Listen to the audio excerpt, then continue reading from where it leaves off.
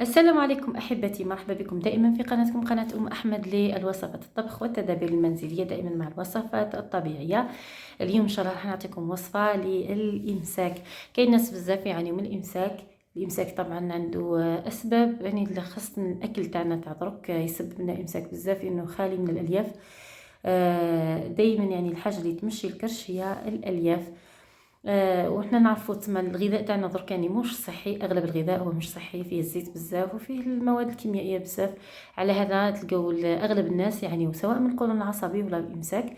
ان شاء الله فيديو اخر راح نعطيكم علاج للقولون العصبي، علاج طبيعي بلا ما نطول عليكم.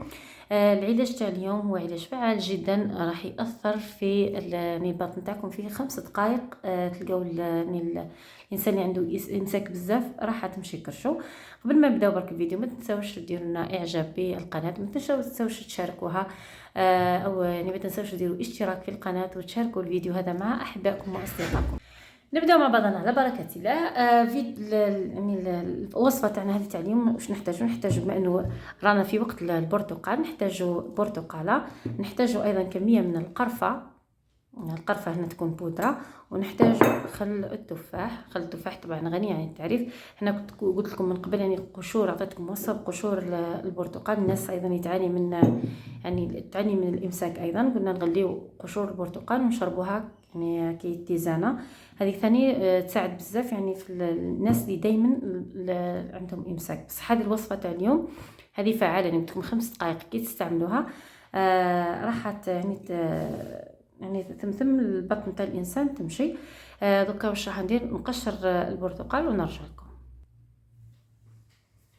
هنا تكون وصفه بسيطه وسهله وفين المكونات تاعها متوفره ومش مضره. راح نديرو كميه، ما ندير برتقاله، درت برتقاله واحده، راح ندير فوقها كما راكم تشوفون نصف ملعقه فقط من القرفه بودره، وراح نزيد ملعقه صغيره من خل التفاح.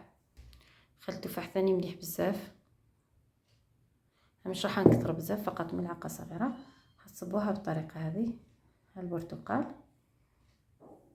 وراح تتناولوا هذا البرتقال هذا راح تتناولوه. كي تناولوا الكميه كامله يعني ما تبقاوش، لازم ما تخرجوش من المنزل تما كي تاكلوا هذه الكميه هذه تاع البرتقال او الوصفه هذه كامله. كي تاكلوها بقاو في المنزل وتكون تقريبا 5 دقائق 10 دقائق راح يصرى اسهال، يعني مش اسهال حاد راح يدير، لكن يعني تحسوا البطن تاعكم فرغت وتحسوا يعني هذاك الامساك هذاك راح.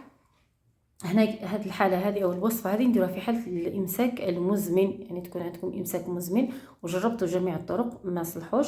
هنا تقدروا تستعملوا الطريقه هذه، هي طبيعيه امنه ما فيها حتى اضرار، فقط بالنسبه يعني للحامل اي ما تستعملهاش، لانه القرفه اصلا هي يعني مضره للحامل.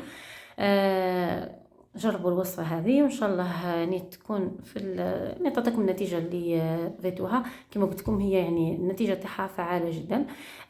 نتلاقاو ان شاء الله في فيديو مقبل، ما تنسوناش بالدعاء تاعكم. الى اللقاء.